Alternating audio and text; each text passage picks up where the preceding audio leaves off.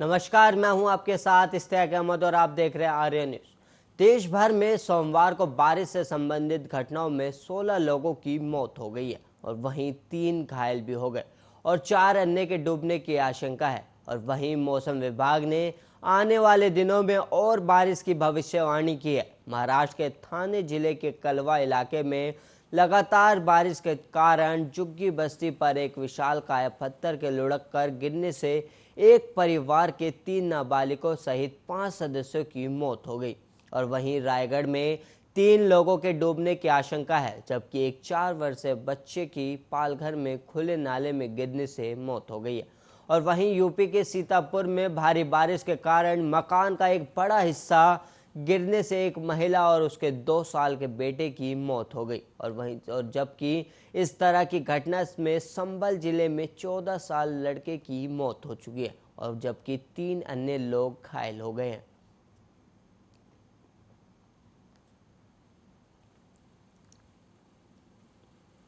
देश का दक्षिण राज्य केरल इस वक्त कोरोना वायरस महामारी से सबसे ज्यादा जूझ रहा है और यहां अब हर दिन नए मामलों की संख्या 10,000 से ज़्यादा दर्ज कर रही है।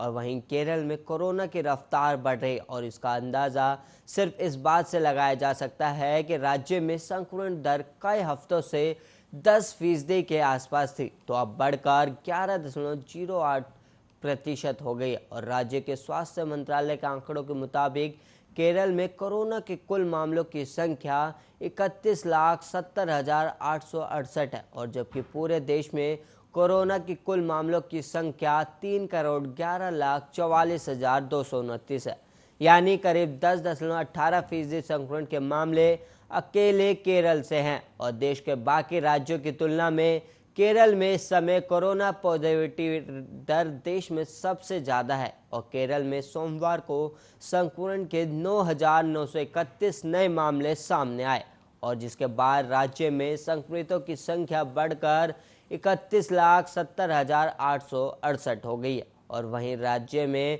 महामारी के कारण 58 और लोगों की मौत हो गई, जिसके बाद संक्रमण से मरने वालों की संख्या बढ़कर 15,408 हो गई है।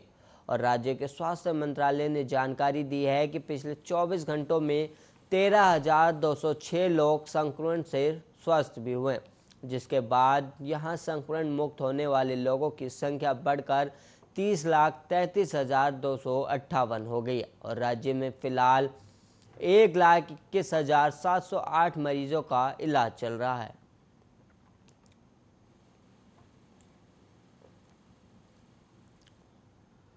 देश में जानलेवा कोरोना वायरस की दूसरी लहर का कहर अभी भी बरकरार है और कोरोना महामारी को देखते हुए उत्तर प्रदेश, उत्तराखंड और दिल्ली ने कांवड़ यात्रा पर रोक लगा दी है।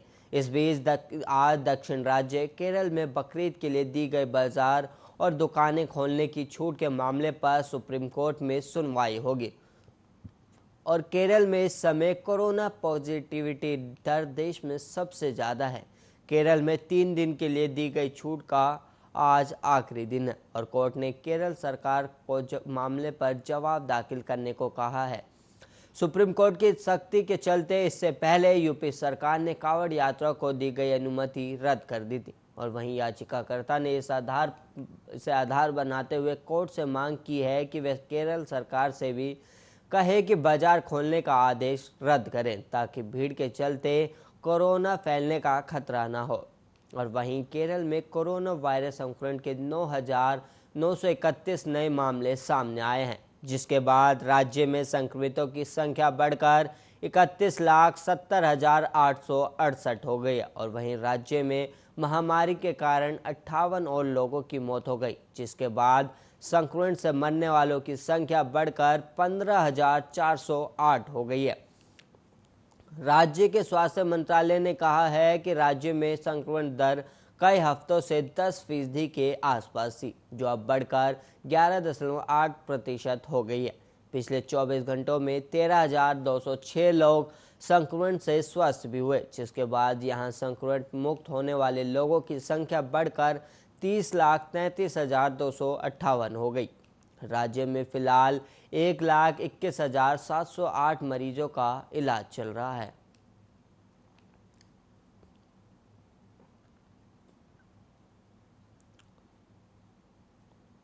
दिल्ली की सीमाओं पर करीब 8 महीनों से किसान नए कृषि कानूनों को लेकर आंदोलन कर रहा है। कई बार सरकार और किसानों की बैठक भी हुई, लेकिन बैठक हर बार बेनतीजा ही रहेगी और किसान अपने आंदोलन को तेज करने के लिए समय समय पर नई रणनीति बनाता रहता है। और इस बार भी किसान नई रणनीति लेकर अलग तरीके से आंदोलन करने वाला है। इस बार किसान कैसे आंदोलन को तेज कर रहा है, देखिए इस खास रिपोर्ट में।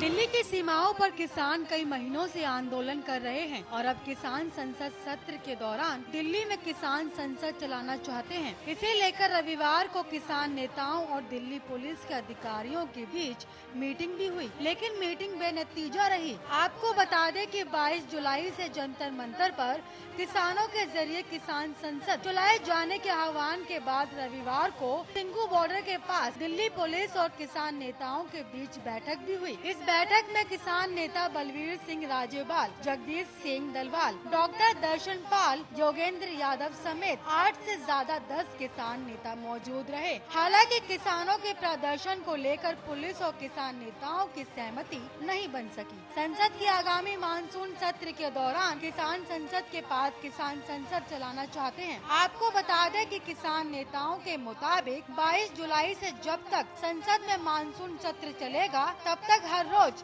सिंघू बॉर्डर से 200 किसान जंतर मंतर पर जाएंगे और शांति पूर्वक किसान संसद चलाएंगे। सभी को बकायदा आई कार्ड दिया जाएगा और सबके पास अपना आधार कार्ड भी होगा। लेकिन दिल्ली पुलिस बिल्कुल नहीं चाहती कि मानसून सत्र के दौरान किसी दिल्ली में भी किसी भी प्रकार का प्रदर्शन करें। दिल्ली पुलिस ने किसानों को पूरी तरह से दिल्ली में आंदोलन करने के लिए मना कर दिया है और वहीं बैठक के बाद किसान नेताओं ने साफ किया कि वो संसद का घेराव नहीं करेंगे, लेकिन वो जंतर मंतर पर किसान संसद जरूर चलाएंगे। बता दें कि संसद के भीतर और बाहर जबरदस्त लामबंदी हो रही है और एक तरफ बैठकों का दौर चल रहा है तो दूसरी तरफ किसानों की तरफ से कृषि बिल पर संसद कूच की तैयारी है। इसी सिलसिले में किसानों के साथ दिल्ली पुलिस की बैठक हुई और दिल्ली पुलिस इस तैयारी में है कि कानून व्यवस्था को लेकर कोई समस्या ना खड़ी हो। इस सिलसिले में नई दिल्ली इलाके के 7 मेट्रो स्टेशन को अलर्ट पर रखा गया है। साथ ही भारतीय किसान यूनियन के नेता राकेश टिकैत अब देश में लोकतंत्र का हवाला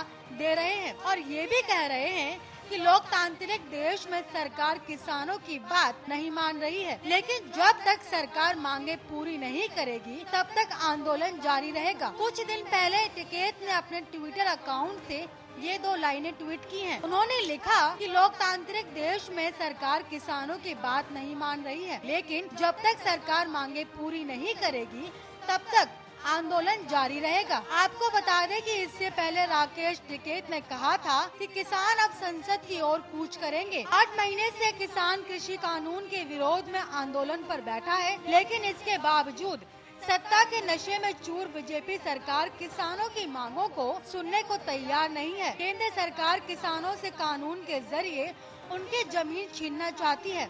ऐसा हरगिज नहीं होने दिया जाएगा। कानून वापसी को लेकर आंदोलन को तेज किया जाएगा, ऐसा राकेश टिकैत ने कहा। इसके लिए 22 जुलाई से हर रोज 200 किसानों का एक जत्था संसद भवन तक जाएगा। मानसून सत्र के दौरान किसान भी बाहर प्रदर्शन करेगा और शाम को वापस लौट जाएंगे। सरकार को हमारी मांगे माननी पड़ेंगी। सरकार किसानों के हौसले नहीं तोड़ सकती है। सरकार को एक दिन कानून वापस ही लेना पड़ेगा। संसद जाकर किसान सरकार पर दबाव बनाएंगे। उन्होंने आगे कहा कि हमारा आंदोलन शांतिपूर्ण रहेगा। देखते हैं सरकार कब तक नहीं मानती। अब ये देखने वाली बात होगी कि किसान को सरकार मना पाती है या फिर किसानों का आंदोलन यूं ही जारी रहेगा। Special desk IRA news. Taliban ने अपना आतंक फैलाना शुरू कर दिया है। अफगानिस्तान में 15 साल से ऊपर बच्चों की लिस्ट मांगी गई है और ये फरमान जारी किया गया है कि 45 साल से नीचे वाली महिलाओं को तालिबानी कोड लड़ाकों के साथ ही शादी करनी होगी। कुल मिलाकर देखें तो तालिबानी कानून लगना अब अफगानिस्तान में शुरू हो चुके हैं और तालिबान के अफगानिस्तान में कब्जा करने के बाद अब सारे देश इस सोच में पड़ गए कि तालिबान का ये चेहरा उनके लिए फायदे वाला है या फिर ये घाटे का सौदा हो सकता है। इस रिपोर्ट में आइए हम आपको समझाते हैं कि क्या है इस रिपोर्ट में और क्या है अफगानिस्तान का कानून।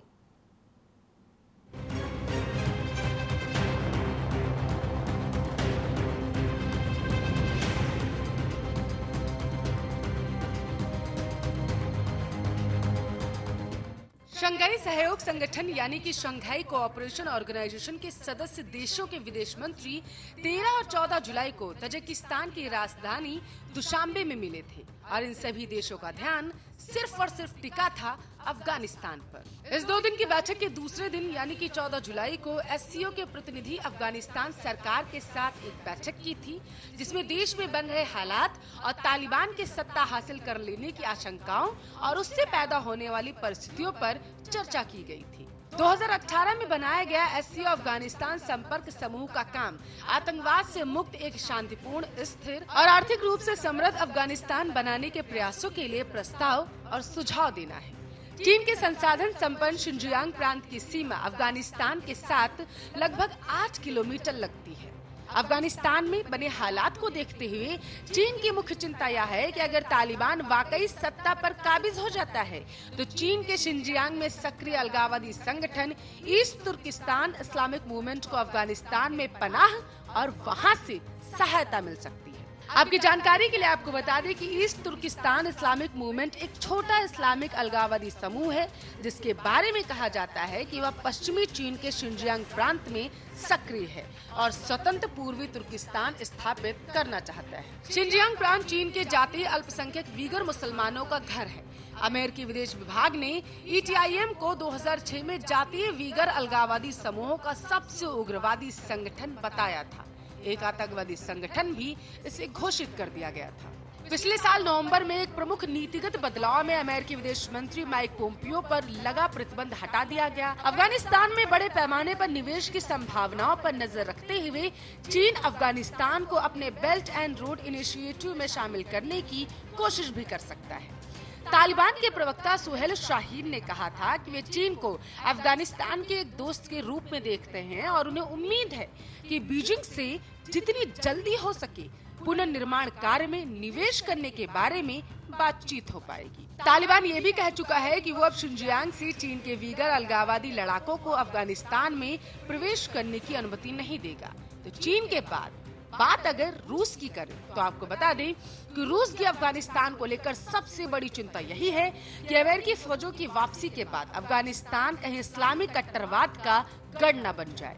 रूस का मानना है कि अगर अफगानिस्तान में इस्लामिक कट्टरता बढ़ी तो पूरे मध्य एशिया के लिए एक बड़ा खतरा पैदा हो सकता है और अगर खून खराबा हुआ तो उसके छींटे मॉस्को तक पहुंचेंगे। तालिबान को एक संभावित सुरक्षा कवच मानकर रूस उससे अच्छे संबंध बनाकर चल रहा है। रूस के प्रभाव वाले देश जैसे कि तजिकिस्तान, उज्बेकिस्तान, अफगानिस्तान के साथ सीमा साझा करते हैं। रूस यह आशंका जता चुका है कि आने वाले समय में अफगानिस्तान की सरहदों पर मानवीय और सुरक्षा संकट खड़े हो सकते हैं।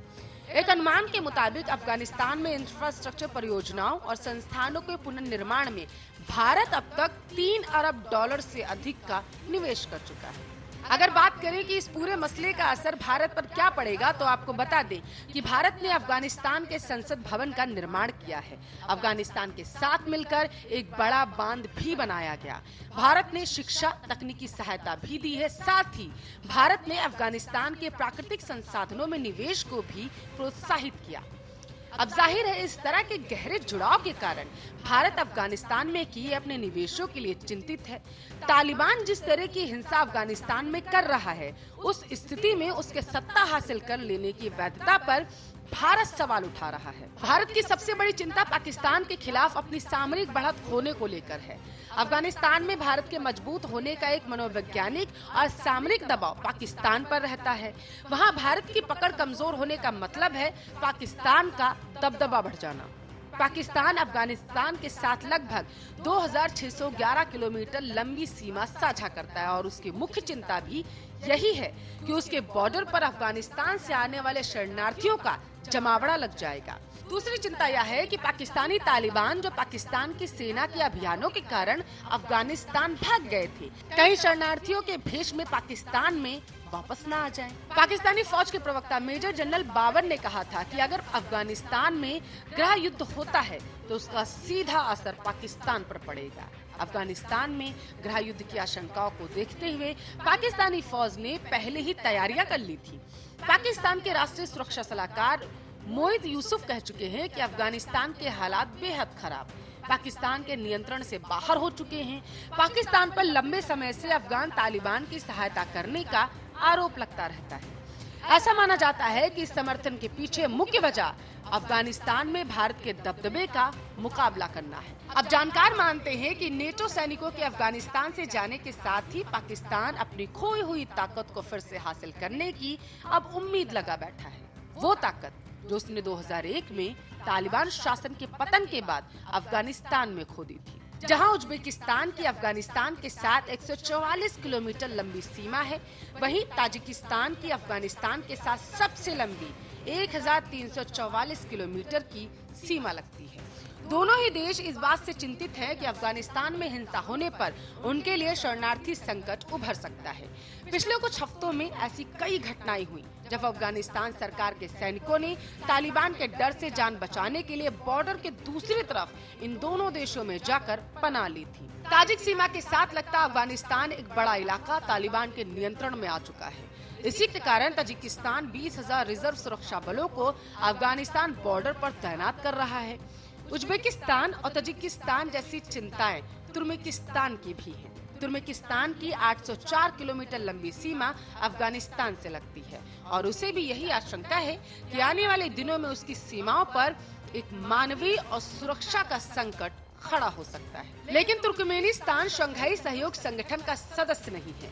रूस और चीन की ही तरह कजाकिस्तान और किर्गिस्तान की अफगानिस्तान को लेकर बड़ी चिंता इस्लामी चरमपंथ को लेकर है। इन दोनों देशों की सीमा भले ही अफगानिस्तान से न लगती हो, लेकिन उन्होंने अपने देशों में हुए हमलों को अक्सर अफगानिस्तान से जोड़कर देखा है।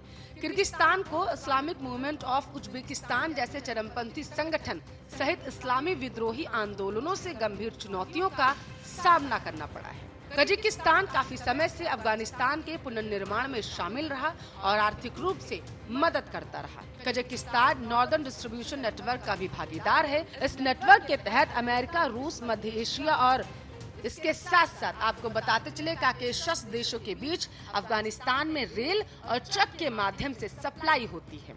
अफगानिस्तान में शांति की स्थापना का एक बड़ा असर ये हो सकता है कि मध्य एशिया के देश अपने प्राकृतिक गैस, तेल और कोयले जैसे संसाधनों को दक्षिण एशिया के भारत, पाकिस्तान जैसे देशों तक पहुंचा सकते हैं। और यही वजह है कि इन मध्य एशियाई देशों की नजरें अफगानिस्तान में उभर रही राजनीतिक स्थिति पर अब टिकी हुई है। आपकी जानकारी के लिए आपको बताते चले कि अप्रैल 1996 में शंघाई में हुई एक बैठक में चीन, रूस, कजाकिस्तान, किर्गिस्तान और ताजिकिस्तान आपस में एक दूसरे के नस्ली और धार्मिक तनावों से निपटने के लिए सहयोग करने पर राजी हो गए थे। इसे शंघाई 5 कहा गया था। शंघाई 5 के साथ उज्बेकिस्तान के आने के बाद इस समूह को शंघाई सहयोग संगठन कहा गया। जुलाई 2005 में अस्ताना शिखर सम्मेलन में भारत, ईरान और पाकिस्तान को पर्यवेक्षक का दर्जा दिया गया। जुलाई 2015 में रूस के उफा में शंघाई सहयोग संगठन ने भारत और पाकिस्तान को पूर्ण सदस्य के रूप में स्वीकार करने का फैसला किया। भारत और पाकिस्तान ने जून 2016 में उज्बेकिस्तान के ताशकंद में दायित्वों के ज्ञापन पर हस्ताक्षर किए, जिससे पूर्ण सदस्यों के रूप में एससीओ में शामिल होने की औपचारिक प्रक्रिया शुरू हो गई। 9 जून 2017 को अस्ताना में एक ऐतिहासिक शिखर सम्मेलन में भारत और पाकिस्तान आधिकारिक तौर पर पूर्ण रूप से एससीओ में शामिल हो गए। Mongolia, Belarus, Afghanistan, Iran Shanghai सहयोग संगठन में पर्यवेक्षक हैं, जबकि आर्मेनिया, अजरबैजान, तुर्की, कंबोडिया, नेपाल, श्रीलंका को संवाद भागीदार का दर्जा मिला था। Special desk, Arya news.